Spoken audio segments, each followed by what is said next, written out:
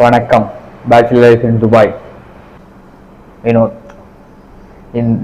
இந்த துபாய் நாட்டுக்கு வந்து நான் இந்த ஒரு விஷயத்துக்காக ரொம்ப ரொம்ப ரொம்ப கஷ்டப்பட்டேன்.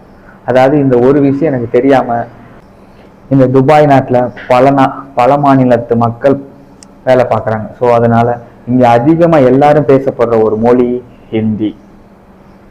ஸோ நான் வந்து ஒரு நாளைக்கு காலையில் எழுந்திருச்சு நைட்டு படுக்க போகிற வரைக்கும் ஹிந்தி தான் எனக்கு ரொம்ப அவசியம் இங்கே.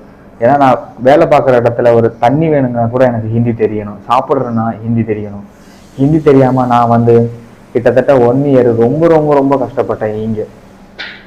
நான் வந்து இங்கே வந்தப்போ என்னோட ஃப்ரெண்டை பார்க்கலான்ட்டு ஒரு டாக்ஸிக்காக போயிருந்தேன். அப்போ போகும்போது வந்தால் ஹிந்தி, ஒரு பாகிஸ்தானி டிரைவர். ஆனால் அவர் ஹிந்தியில் மட்டும்தான் பேசுகிறாரு. எனக்கு ஹிந்தினா எனக்கு என்னன்னே தெரியலை. அப்போ நான் ரொம்ப ரொம்ப ரொம்ப ரொம்ப கஷ்டப்பட்டேன்.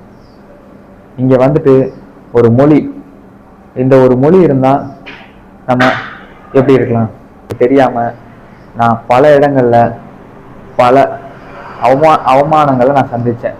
அப்படிப்பட்ட அந்த ஒன்று தான் மொழி. அதாவது இந்த துபாய் நாட்டில் பொறுத்த வரைக்கும் அதிகமாக எல்லாரும் பேசுகிற ஒரு மொழி தான் ஹிந்தி, அதுக்கப்புறம் மலையாளம்.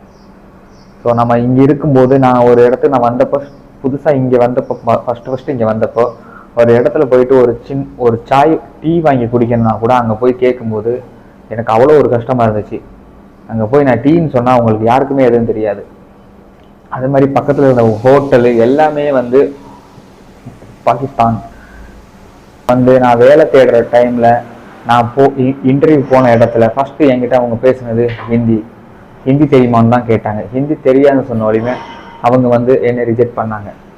ஸோ இங்கே வந்து ஹிந்தி ரொம்ப ரொம்ப அவசியம். ஏன்னா நம்ம கூட வேலை பார்க்கறதுலேருந்து நம்ம ரூம்மேட் எல்லாருமே ஹிந்தி தான்.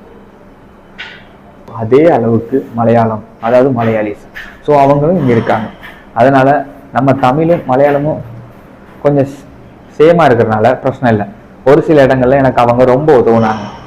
ஸோ அதனால் நான் முதல்ல இந்த இடத்துக்கு வந்தப்போ, புதுசாக இங்கே வந்தப்போ எனக்கு ரொம்ப உதவுனது மலையாளம் தான். ஏன்னா நான் பேசின அதிகமாக எனக்கு ஹெல்ப் பண்ணது எல்லாமே ஒரு மலையாளம் தான்.